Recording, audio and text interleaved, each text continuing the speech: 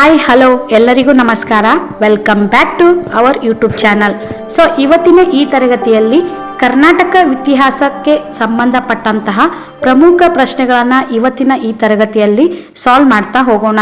ಯಾಕೆಂದರೆ ಮುಂಬರುವ village accountant ಹಾಗೂ PDO ಪರೀಕ್ಷೆಗೆ ಸಿಲೆಬಸ್ ಕಾಪಿಯಲ್ಲಿ ಕರ್ನಾಟಕ ಇತಿಹಾಸಕ್ಕೆ ಜಾಸ್ತಿ ಒತ್ತನ್ನು ಕೊಟ್ಟಿರುವುದರಿಂದ ಇವತ್ತಿನ ಈ ತರಗತಿಯಲ್ಲಿ ಕರ್ನಾಟಕ ಇತಿಹಾಸದ ಮೇಲಿನ ಪ್ರಶ್ನೆಗಳನ್ನು ಸಾಲ್ವ್ ಮಾಡ್ತಾ ಹೋಗೋಣ. ಸೊ ವಿಡಿಯೋನ ಸ್ಕಿಪ್ ಮಾಡದೆ ಕೊನೆಯವರೆಗೂ ನೋಡಿ. ಇಂದಿನ ಈ ತರಗತಿಯ ಮೊದಲ ಪ್ರಶ್ನೆ ಹೀಗಿದೆ: ಮೌರ್ಯರ ಅಶೋಕನ ಶಾಸನಗಳು ಎಲ್ಲಿ ದೊರಕಿವೆ? ಮೌರ್ಯರ ಅಶೋಕನ ಶಾಸನಗಳು ಎಲ್ಲಿ ದೊರಕಿವೆ? Option 1 Maski, Jatinga, Rameshwara. Option 2 Siddapura, Gavimath, Palkigunda. Option 3 Brahmagiri, Nittur, Koppal. Option 4 ಮೇಲಿನ ಎಲ್ಲೆಡೆ. ಸೊ ಈ ಪ್ರಶ್ನೆಗೆ ಸರಿಯಾದ ಉತ್ತರ ನೋಡೋದಾದ್ರೆ ಆಪ್ಷನ್ ಡಿ, ಮೇಲಿನ ಎಲ್ಲೆಡೆ.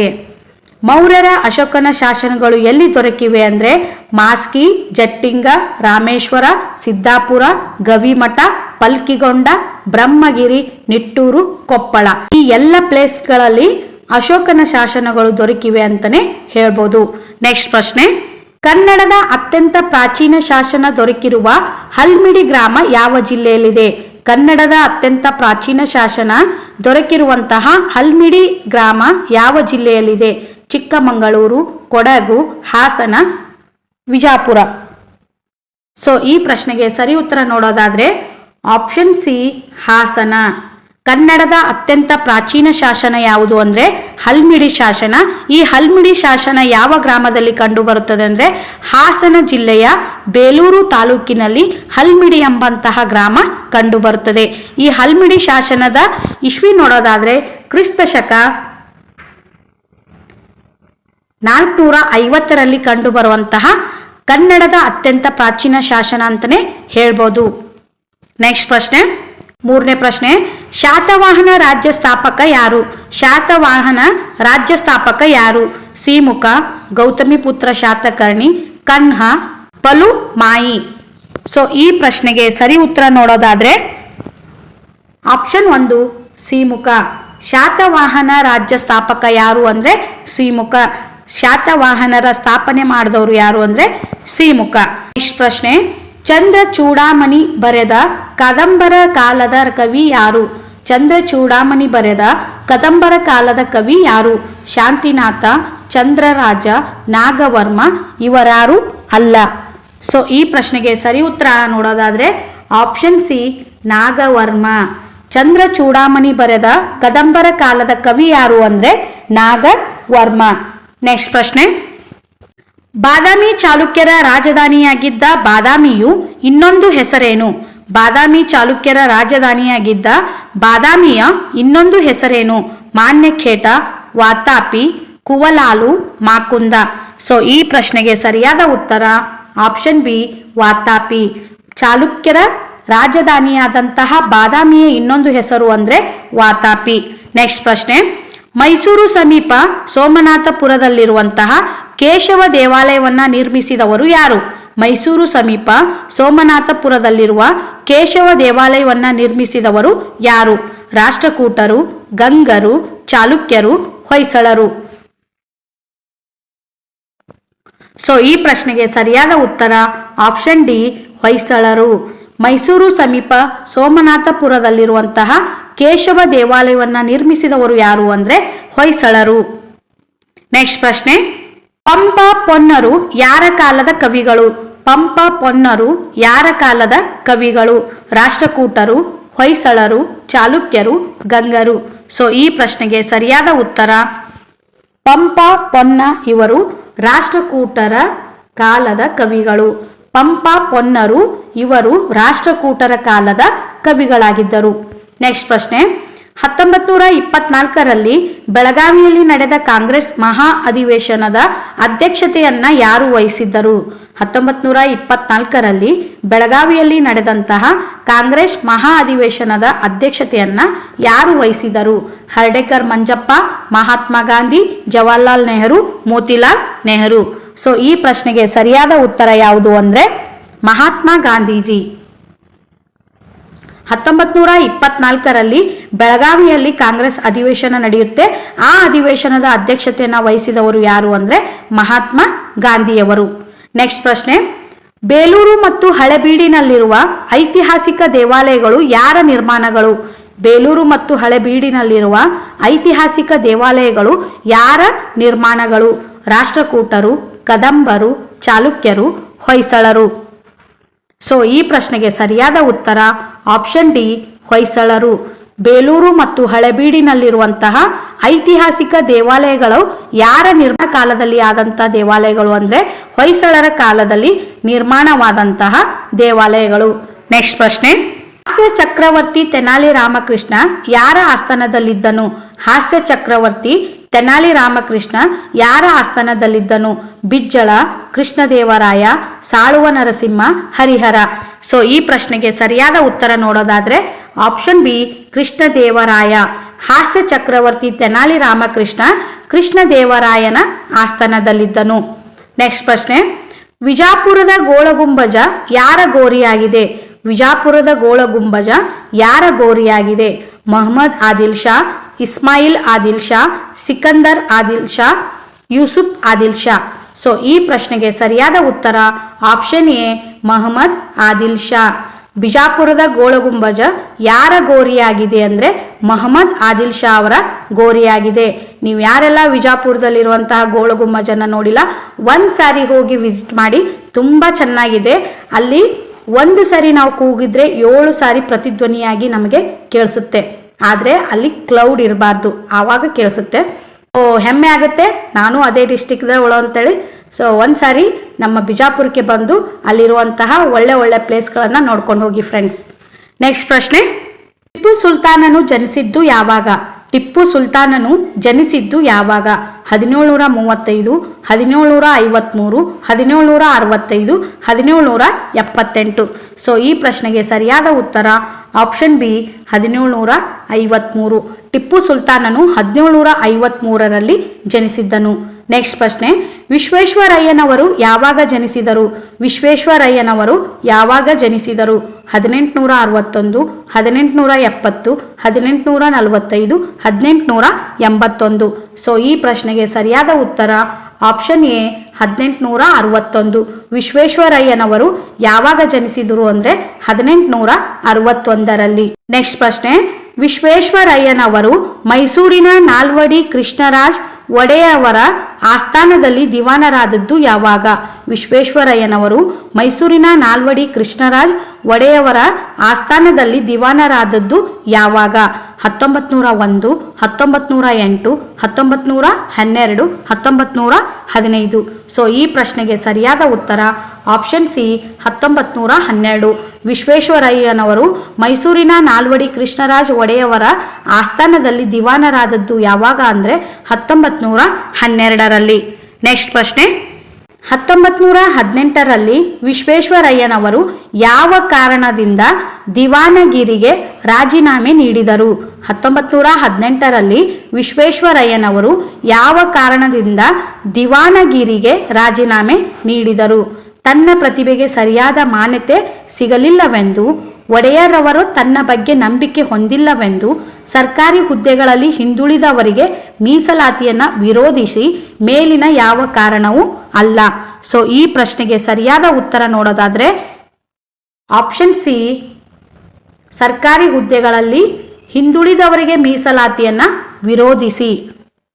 ಸೊ 1918ರಲ್ಲಿ ವಿಶ್ವೇಶ್ವರಯ್ಯನವರು ಯಾವ ಕಾರಣದಿಂದ ದಿವಾನಗಿರಿಗೆ ರಾಜೀನಾಮೆ ನೀಡಿದರು ಅಂದರೆ ಸರ್ಕಾರಿ ಹುದ್ದೆಗಳಲ್ಲಿ ಹಿಂದುಳಿದವರಿಗೆ ಮೀಸಲಾತಿಯನ್ನು ವಿರೋಧಿಸಿ. ನೆಕ್ಸ್ಟ್ ಪ್ರಶ್ನೆ, ಮೈಸೂರಿನ ಹಿಂದಿನ ಅರಮನೆ ಬೆಂಕಿಯಲ್ಲಿ ನಾಶವಾದದ್ದು ಯಾವಾಗ? ಮೈಸೂರಿನ ಹಿಂದಿನ ಅರಮನೆ ಬೆಂಕಿಯಲ್ಲಿ ನಾಶವಾದದ್ದು ಯಾವಾಗ? 1870, 1882, 1890, 1897. ಸೊ ಈ ಪ್ರಶ್ನೆಗೆ ಸರಿಯಾದ ಉತ್ತರ ಆಪ್ಷನ್ ಡಿ, 1897. ಮೈಸೂರಿನ ಹಿಂದಿನ ಅರಮನೆ ಬೆಂಕಿಯಲ್ಲಿ ನಾಶವಾದದ್ದು ಯಾವಾಗ ಅಂದರೆ 1897ರಲ್ಲಿ. ನೆಕ್ಸ್ಟ್ ಪ್ರಶ್ನೆ, ಆಲೂರು ವೆಂಕಟರಾಯರು ಧಾರವಾಡದಲ್ಲಿ ಕರ್ನಾಟಕ ಸಭಾವನ್ನ ಯಾವಾಗ ಸ್ಥಾಪಿಸಿದರು? ಆಲೂರು ವೆಂಕಟರಾಯರು ಧಾರವಾಡದಲ್ಲಿ ಕರ್ನಾಟಕ ಸಭಾವನ್ನ ಯಾವಾಗ ಸ್ಥಾಪಿಸಿದರು? 1910, 1913, 1916, 1919. ಸೊ ಈ ಪ್ರಶ್ನೆಗೆ ಸರಿಯಾದ ಉತ್ತರ ಆಪ್ಷನ್ ಸಿ 1916. ಆಲೂರು ವೆಂಕಟರಾಯರು ಧಾರವಾಡದಲ್ಲಿ ಕರ್ನಾಟಕ ಸಭಾವನ್ನ 1916ರಲ್ಲಿ ಸ್ಥಾಪಿಸಿದರು. ನೆಕ್ಸ್ಟ್ ಪ್ರಶ್ನೆ, 1920ರಲ್ಲಿ ಮೊದಲ ಕರ್ನಾಟಕ ರಾಜಕೀಯ ಸಮ್ಮೇಳನ ಎಲ್ಲಿ ನಡೆಯಿತು? 1920ರಲ್ಲಿ ಮೊದಲ ಕರ್ನಾಟಕ ರಾಜಕೀಯ ಸಮ್ಮೇಳನ ಎಲ್ಲಿ ನಡೆಯಿತು? ಧಾರವಾಡ, ಬೆಳಗಾವಿ, ಬೆಂಗಳೂರು, ಮೈಸೂರು. ಸೊ ಈ ಪ್ರಶ್ನೆಗೆ ಸರಿಯಾದ ಉತ್ತರ ಆಪ್ಷನ್ 1 ಧಾರವಾಡ. 1920ರಲ್ಲಿ ಮೊದಲ ಕರ್ನಾಟಕ ರಾಜಕೀಯ ಸಮ್ಮೇಳನ ಎಲ್ಲಿ ನಡೆಯಿತು ಅಂದರೆ ಧಾರವಾಡದಲ್ಲಿ. ನೆಕ್ಸ್ಟ್ ಪ್ರಶ್ನೆ, ಮೈಸೂರು ಶಾಸನ ಸಭೆಗೆ ಮೊದಲ ಚುನಾವಣೆ ಯಾವಾಗ ನಡೆಯಿತು? ಮೈಸೂರು ಶಾಸನ ಸಭೆಗೆ ಮೊದಲ ಚುನಾವಣೆ ಯಾವಾಗ ನಡೆಯಿತು?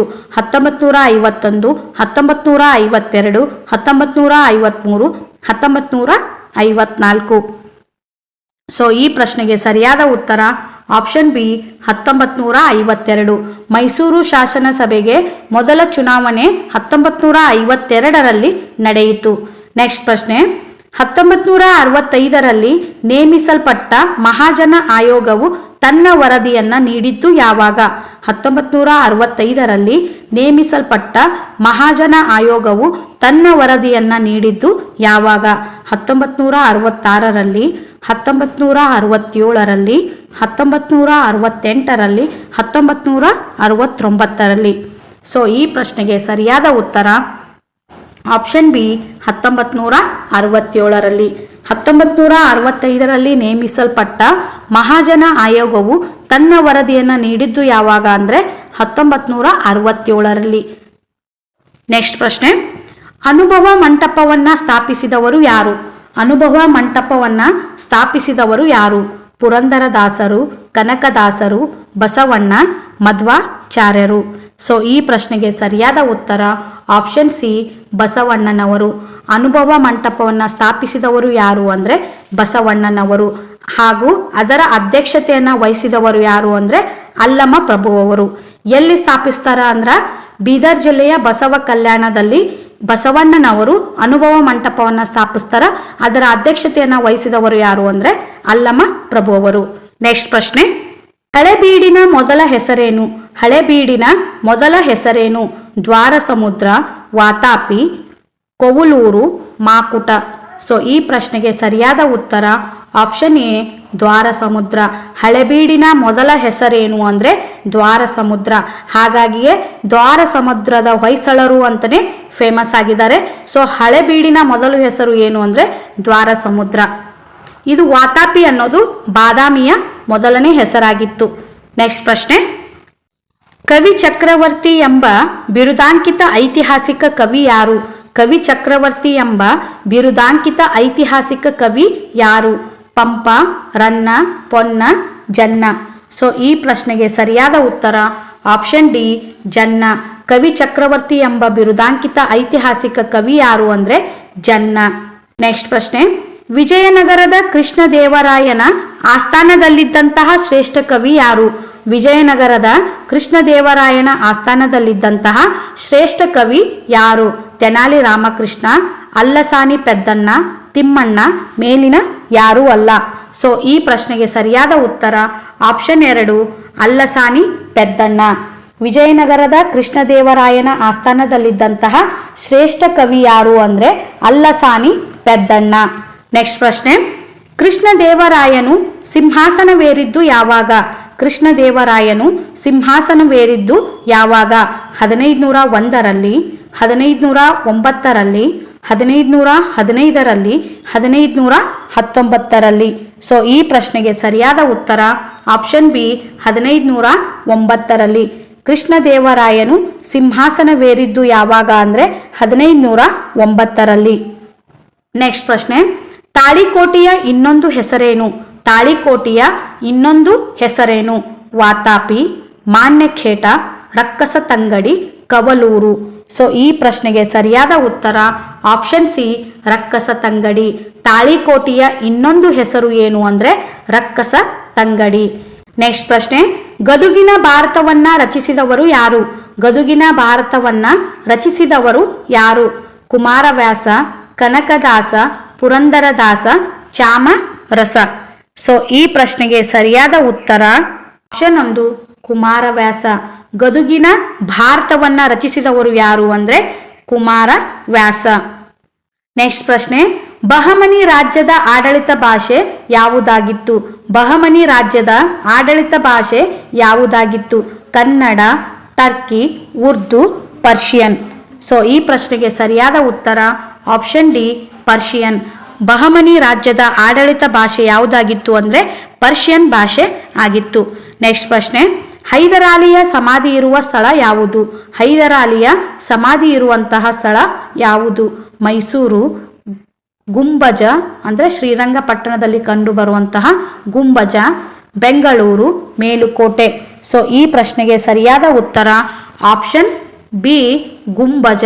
ಶ್ರೀರಂಗಪಟ್ಟಣದಲ್ಲಿ ಕಂಡು ಬರುವಂತಹ ಗುಂಬಜ ಅನ್ನುವಂಥ ಸ್ಥಳದಲ್ಲಿ ಹೈದರಾಲಿಯ ಸಮಾಧಿಯನ್ನ ನಾವು ನೋಡ್ಬೋದು. ನೆಕ್ಸ್ಟ್ ಪ್ರಶ್ನೆ, 1792ರ ಮೂರನೇ ಆಂಗ್ಲೋ ಮೈಸೂರು ಯುದ್ಧ ಯಾವ ಒಪ್ಪಂದದಿಂದ ಮುಕ್ತಾಯಗೊಂಡಿತು? 1792ರ ಮೂರನೇ ಆಂಗ್ಲೋ ಮೈಸೂರು ಯುದ್ಧ ಯಾವ ಒಪ್ಪಂದದಿಂದ ಮುಕ್ತಾಯಗೊಂಡಿತು? ಮಂಗಳೂರು ಒಪ್ಪಂದ, ಶ್ರೀರಂಗಪಟ್ಟಣ ಒಪ್ಪಂದ, ಮದ್ರಾಸ್ ಒಪ್ಪಂದ, ಮೇಲಿನ ಯಾವುದೂ ಅಲ್ಲ. ಸೊ ಈ ಪ್ರಶ್ನೆಗೆ ಸರಿಯಾದ ಉತ್ತರ ಆಪ್ಷನ್ ಬಿ ಶ್ರೀರಂಗಪಟ್ಟಣ ಒಪ್ಪಂದ. 1792ರ ಮೂರನೇ ಆಂಗ್ಲೋ ಮೈಸೂರು ಯುದ್ಧ ಯಾವ ಒಪ್ಪಂದದೊಂದಿಗೆ ಮುಕ್ತಾಯಗೊಂಡಿತ್ತು ಅಂದರೆ ಶ್ರೀರಂಗಪಟ್ಟಣ ಒಪ್ಪಂದದಿಂದ ಮುಕ್ತಾಯಗೊಂಡಿತ್ತು. ಮೊದಲನೇ ಒಪ್ಪಂದ ಮದ್ರಾಸ್ ಒಪ್ಪಂದ ಅಂತ ಹೇಳಿ ನೋಡ್ಬೋದು. ಎರಡನೇ ಒಪ್ಪಂದ ಮಂಗಳೂರು ಒಪ್ಪಂದ, ಮೂರನೇ ಒಪ್ಪಂದ ಶ್ರೀರಂಗಪಟ್ಟಣ ಒಪ್ಪಂದ. ಇದನ್ನ ನೆನಪಿಟ್ಕೊಳ್ಳೋದಕ್ಕೆ ಒಂದು ಕೋಡ್ ಅಂದ್ರೆ ಮಮಶ್ರೀ. ಮ ಅಂದ್ರೆ ಮದ್ರಾಸ್, ಮತ್ತೊಂದು ಮ ಅಂದ್ರೆ ಮಂಗಳೂರು, ಶ್ರೀ ಅಂದ್ರೆ ಶ್ರೀರಂಗಪಟ್ಟಣ. ನೆಕ್ಸ್ಟ್ ಪ್ರಶ್ನೆ, 4ನೇ ಆಂಗ್ಲೋ ಮೈಸೂರು ಯುದ್ಧದಲ್ಲಿ ಟಿಪ್ಪುವನ್ನು ಸೋಲಿಸಿದ ಇಂಗ್ಲಿಷ್ ಅಧಿಕಾರಿ ಯಾರು? 4ನೇ ಆಂಗ್ಲ ಮೈಸೂರು ಯುದ್ಧದಲ್ಲಿ ಟಿಪ್ಪುವನ್ನು ಸೋಲಿಸಿದ ಇಂಗ್ಲಿಷ್ ಅಧಿಕಾರಿ ಯಾರು? Warren Hastings, General Harris, Lord Clive, Lord Dalhousie. So ಈ ಪ್ರಶ್ನೆಗೆ ಸರಿಯಾದ ಉತ್ತರ ಆಪ್ಷನ್ ಬಿ ಜನರಲ್ ಹ್ಯಾರಿಸ್. 4ನೇ ಆಂಗ್ಲ ಮೈಸೂರು ಯುದ್ಧದಲ್ಲಿ ಟಿಪ್ಪುವನ್ನು ಸೋಲಿಸಿದ ಇಂಗ್ಲಿಷ್ ಅಧಿಕಾರಿ ಯಾರು ಅಂದರೆ ಜನರಲ್ ಹ್ಯಾರಿಸ್. ನೆಕ್ಸ್ಟ್ ಪ್ರಶ್ನೆ, ಮೈಸೂರಿನ ಒಡೆಯರಿಂದ ಮೈಸೂರಿನ ಆಡಳಿತವನ್ನ ವಹಿಸಿಕೊಂಡಂತಹ ಗವರ್ನರ್ ಜನರಲ್ ಯಾರು? ಮೈಸೂರಿನ ಒಡೆಯರಿಂದ ಮೈಸೂರಿನ ಆಡಳಿತವನ್ನ ವಹಿಸಿಕೊಂಡ ಗವರ್ನರ್ ಜನರಲ್ ಯಾರು? Lord William Bentinck, Lord Hastings, Lord Wellesley, Lord Dalhousie. ಈ ಪ್ರಶ್ನೆಗೆ ಸರಿಯಾದ ಉತ್ತರ ಆಪ್ಷನ್ 1 ಲಾರ್ಡ್ ವಿಲಿಯಂ ಬೆಂಟಿಕ್. ಮೈಸೂರಿನ ಒಡೆಯರಿಂದ ಮೈಸೂರಿನ ಆಡಳಿತವನ್ನ ವಹಿಸಿಕೊಂಡಂತಹ ಗವರ್ನರ್ ಜನರಲ್ ಯಾರು ಅಂದರೆ ಲಾರ್ಡ್ ವಿಲಿಯಂ ಬೆಂಟಿಕ್. ನೆಕ್ಸ್ಟ್ ಪ್ರಶ್ನೆ, ಮೈಸೂರಿನ ದಿವಾನರಾಗಿದ್ದ ಪ್ರಖ್ಯಾತ ಇಂಜಿನಿಯರ್ ಯಾರು? ಮೈಸೂರಿನ ದಿವಾನರಾಗಿದ್ದ ಪ್ರಖ್ಯಾತ ಇಂಜಿನಿಯರ್ ಯಾರು? C Rangacharlu, Purnaiah, Mirza Ismail, sir M Visvesvaraya. So ಈ ಪ್ರಶ್ನೆಗೆ ಸರಿಯಾದ ಉತ್ತರ option D sir M Visvesvaraya. ಮೈಸೂರಿನ ದಿವಾನರಾಗಿದ್ದಂತಹ ಪ್ರಖ್ಯಾತ ಇಂಜಿನಿಯರ್ ಯಾರು ಅಂದರೆ ಸರ್ ಎಂ ವಿಶ್ವೇಶ್ವರಯ್ಯನವರು. ನೆಕ್ಸ್ಟ್ ಪ್ರಶ್ನೆ, ಮೈಸೂರಿನ ಕೊನೆಯ ದಿವಾನರು ಯಾರು? ಮೈಸೂರಿನ ಕೊನೆಯ ದಿವಾನರು ಯಾರು? ಅರ್ಕಾಟ್ ರಾಮಸ್ವಾಮಿ ಮೊದಲಿಯಾರ್, ಮಿರ್ಜಾ ಇಸ್ಮಾಯಿಲ್, ಶೇಷಾದ್ರಿ ಅಯ್ಯರ್, ಸಿ ರಂಗಾಚಾರ್ಲು. ಸೊ ಈ ಪ್ರಶ್ನೆಗೆ ಸರಿಯಾದ ಉತ್ತರ ಆಪ್ಷನ್ 1 ಅರ್ಕಾಟ್ ರಾಮಸ್ವಾಮಿ ಮೊದಲಿಯಾರ್. ಮೈಸೂರಿನ ಕೊನೆಯ ದಿವಾನರು ಯಾರು ಅಂದರೆ ಅರ್ಕಾಟ್ ರಾಮಸ್ವಾಮಿ ಮೊದಲಿಯಾರ್. ನೆಕ್ಸ್ಟ್ ಪ್ರಶ್ನೆ, ಸರ್ ಎಂ ವಿಶ್ವೇಶ್ವರಯ್ಯನವರ ಕಾಲದಲ್ಲಿ ಮೈಸೂರು ಬ್ಯಾಂಕ್ ಯಾವಾಗ ಸ್ಥಾಪಿತವಾಯಿತು? ಸರ್ ಎಂ ವಿಶ್ವೇಶ್ವರಯ್ಯನವರ ಕಾಲದಲ್ಲಿ ಮೈಸೂರು ಬ್ಯಾಂಕ್ ಯಾವಾಗ ಸ್ಥಾಪಿತವಾಯಿತು? 1910ರಲ್ಲಿ, 1913ರಲ್ಲಿ, 1916ರಲ್ಲಿ, 1919ರಲ್ಲಿ. ಸೊ ಈ ಪ್ರಶ್ನೆಗೆ ಸರಿಯಾದ ಉತ್ತರ ಆಪ್ಷನ್ ಬಿ 1913ರಲ್ಲಿ. ಸರ್ ಎಂ ವಿಶ್ವೇಶ್ವರಯ್ಯನವರ ಕಾಲದಲ್ಲಿ ಮೈಸೂರು ಬ್ಯಾಂಕ್ ಸ್ಥಾಪನೆ ಆಗಿದ್ದು ಯಾವಾಗ ಅಂದರೆ 1913ರಲ್ಲಿ. ನೆಕ್ಸ್ಟ್ ಪ್ರಶ್ನೆ, ಕೃಷ್ಣರಾಜಸಾಗರದ ಬೃಂದಾವನ ಉದ್ಯಾನವನಕ್ಕೆ ದೀಪಾಲಂಕಾರ ಮಾಡಿಸಿದವರು ಯಾರು? ಕೃಷ್ಣರಾಜ ಸಾಗರದ ಬೃಂದಾವನ ಉದ್ಯಾನವನಕ್ಕೆ ದೀಪಾಲಂಕಾರ ಮಾಡಿಸಿದವರು ಯಾರು? ಸರ್ ಎಂ ವಿಶ್ವೇಶ್ವರಯ್ಯನವರು, ಸರ್ ಮಿರ್ಜಾ ಇಸ್ಮಾಯಿಲ್ ಅವರು, ಸಿ ರಂಗಾಚಾರ್ಲು ಅವರು, ಶೇಷಾದ್ರಿ ಅಯ್ಯರ್ ಅವರು. ಸೊ ಈ ಪ್ರಶ್ನೆಗೆ ಸರಿಯಾದ ಉತ್ತರ option B sir Mirza Ismail ಅವರು. ಕೃಷ್ಣರಾಜ ಸಾಗರದ ಬೃಂದಾವನ ಉದ್ಯಾನವನಕ್ಕೆ ದೀಪಾಲಂಕಾರ ಮಾಡಿಸಿದವರು ಯಾರು ಅಂದರೆ ಸರ್ ಮಿರ್ಜಾ ಇಸ್ಮಾಯಿಲ್ ಅವರು. ನೆಕ್ಸ್ಟ್ ಪ್ರಶ್ನೆ, ಸ್ವಾಮಿ ವಿವೇಕಾನಂದರು ಮೈಸೂರಿಗೆ ಯಾವಾಗ ಭೇಟಿ ನೀಡಿದರು? ಸ್ವಾಮಿ ವಿವೇಕಾನಂದರು ಮೈಸೂರಿಗೆ ಯಾವಾಗ ಭೇಟಿ ನೀಡಿದರು?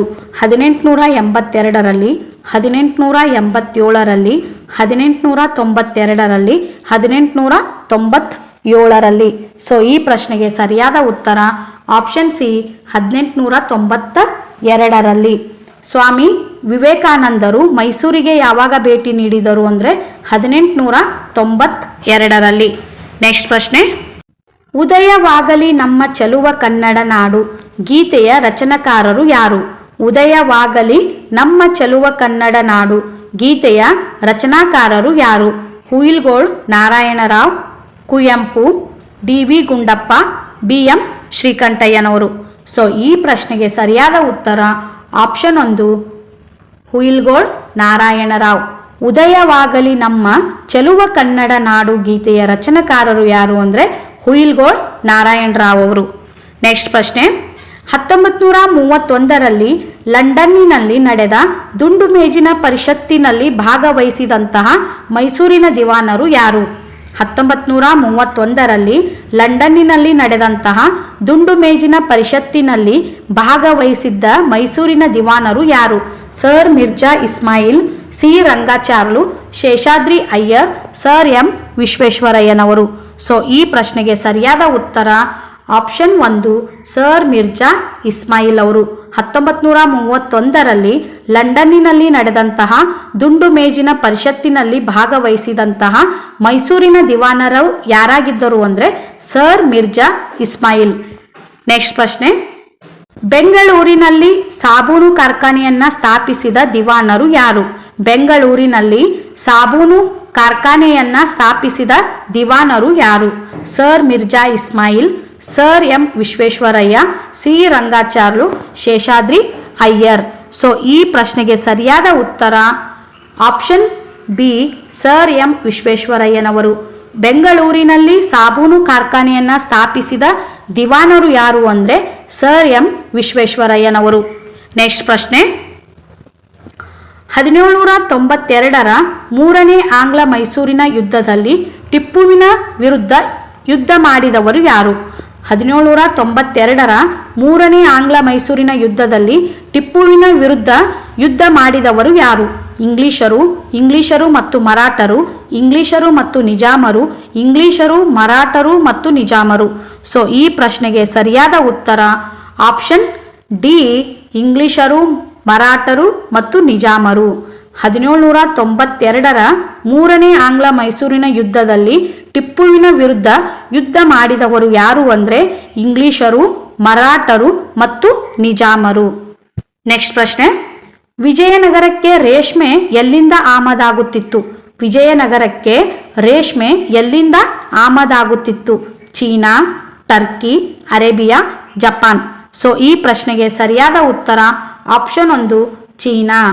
ವಿಜಯನಗರಕ್ಕೆ ರೇಷ್ಮೆ ಎಲ್ಲಿಂದ ಆಮದಾಗುತ್ತಿತ್ತು ಅಂದರೆ ಚೀನಾ ದೇಶದಿಂದ ವಿಜಯನಗರಕ್ಕೆ ರೇಷ್ಮೆ ಆಮದಾಗುತ್ತಿತ್ತು. ಸೊ ಇದಾಗಿತ್ತು ಇಂದಿನ ತರಗತಿ. ಈ ತರಗತಿ ಖಂಡಿತ ನಿಮಗೆ ಯೂಸ್ಫುಲ್ ಆಗುತ್ತೆ ಅಂತ ಹೇಳಿ ಭಾವಿಸ್ತಾ ಇದ್ದೀನಿ. ಯಾಕೆಂದರೆ ಮುಂಬರುವ ವಿಲೇಜ್ ಅಕೌಂಟೆಂಟ್ ಹಾಗೂ PDO ಪರೀಕ್ಷೆಗೆ ಕರ್ನಾಟಕ ಇತಿಹಾಸದ ಮೇಲೆ ಅತಿ ಹೆಚ್ಚು ಪ್ರಶ್ನೆಗಳು ಬರುವುದರಿಂದ ಈ ತರಗತಿ ಖಂಡಿತ ನಿಮಗೆ ಉಪಯೋಗವಾಗಲಿದೆ. ಹಾಗೂ ಈ ಕರ್ನಾಟಕ ಇತಿಹಾಸದ ಮೇಲೆಯೇ ಭಾಗ 1 ಮತ್ತು ಭಾಗ 2 ಆಲ್ರೆಡಿ ನಾನು ನನ್ನ ಚಾನಲ್ನಲ್ಲಿ ಅಪ್ಲೋಡ್ ಮಾಡಿದ್ದೀನಿ ಫ್ರೆಂಡ್ಸ್. ಯಾರೆಲ್ಲ ಆ ವಿಡಿಯೋನ ನೋಡಿಲ್ಲ, ನನ್ನ ಚಾನಲ್ನ ಪ್ಲೇಲಿಸ್ಟ್ಗೆ ಹೋಗಿ ಭಾಗ 1 ಮತ್ತು ಭಾಗ 2 ನೋಡಿ, ಅದರ ಮುಂದುವರೆದ ಭಾಗ ಇದಾಗಿರುತ್ತದೆ. ಸೊ ಅವೆರಡನ್ನ ನೋಡಿ ಈ ವಿಡಿಯೋನ ನೋಡಿ. ಸೊ ಖಂಡಿತ ಈ 3 ವಿಡಿಯೋ ಮುಂಬರುವ ಎಲ್ಲ ಪರೀಕ್ಷೆಗಳಿಗೆ ನಿಮಗೆ ಯೂಸ್ಫುಲ್ ಆಗಲಿದೆ. ಹಾಗಾಗಿ ಸೊ ಈ ತರಗತಿ ನಿಮಗೆ ಇಷ್ಟವಾದರೆ ಪ್ಲೀಸ್ ಲೈಕ್ ಮಾಡಿ, ಶೇರ್ ಮಾಡಿ ಹಾಗೂ ತಪ್ಪದೆ ಸಬ್ಸ್ಕ್ರೈಬ್ ಮಾಡ್ಕೊಳ್ಳಿ ಫ್ರೆಂಡ್ಸ್. ಹಾಗೂ ಯಾರೆಲ್ಲ ನಿಮ್ಮ ಫ್ರೆಂಡ್ ಸರ್ಕಲ್ನಲ್ಲಿ ವಿಲೇಜ್ ಅಕೌಂಟೆಂಟ್ ಹಾಗೂ PDO ಪರೀಕ್ಷೆಗೆ ತಯಾರಿ ನಡೆಸ್ತಾ ಇದ್ದಾರೋ ಸೊ ಅವರಿಗೆ ಈ ವಿಡಿಯೋನ ಶೇರ್ ಮಾಡ್ತಾ ಹೋಗಿ. ಇಲ್ಲಿಯವರೆಗೂ ಈ ತರಗತಿಯನ್ನು ವೀಕ್ಷಣೆ ಮಾಡಿದ ಎಲ್ಲರಿಗೂ ಥ್ಯಾಂಕ್ ಯು ಸೋ ಮಚ್.